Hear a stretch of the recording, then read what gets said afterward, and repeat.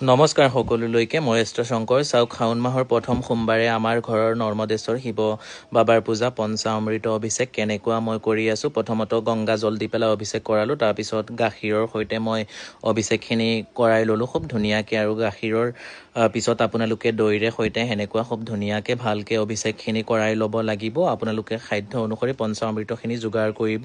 চাওক, দৈৰে সৈতে অভিষেক কৰোৱাৰ পিছত মই ঘিউৰে সৈতে এনেকুৱা অভিষেকখিনি কৰাম। আৰু ঘিউৰ সৈতে অভিষেক কৰোৱা শেষ হোৱাৰ পিছত আপোনালোকে মৌ যিটো শনি থাকে সেই মৌৰে সৈতে অভিষেকখিনি কৰাব লাগিব সেনেকুৱা ধুনীয়াকৈ। আৰু মৌৰ অভিষেকখিনি শেষ হোৱাৰ পিছত আপোনালোকে চেনিৰে সৈতে অভিষেকখিনি কৰাব লাগিব। তাৰপিছত পঞ্চামৃত অভিষেকখিনি সম্পূৰ্ণ হ'ব। ভিডিঅ'টো সকলোকে অনুৰোধ কৰিছোঁ, হৰ হৰ মহাদেৱ ওম নমঃ শিৱায় কমেণ্ট কৰিব। আৰু পঞ্চামৃত অভিষেক শেষ হোৱাৰ পিছত আপোনালোকে থাপনাত উঠাই পেলাই খুব ধুনীয়াকৈ ভালকৈ সেনেকুৱা আপোনালোকে ফুল, বেলপাত, দুবৰি বন, ধুতুৰা গুটি, ধুতুৰা ফুল, আকন ফুল ইত্যাদি দি পেলাই আপোনালোকে পূজা কৰিব।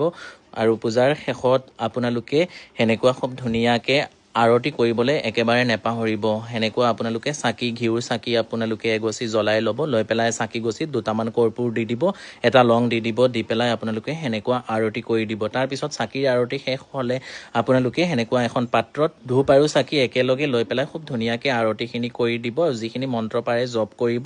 লগতে শিৱৰ লগতে যিকোনো শক্তি বা দেৱীক পূজা কৰিব। যদি ভিডিঅ'টো ভাল লাগিছে সকলোৰ লগত শ্বেয়াৰ কৰিব। ধন্যবাদ।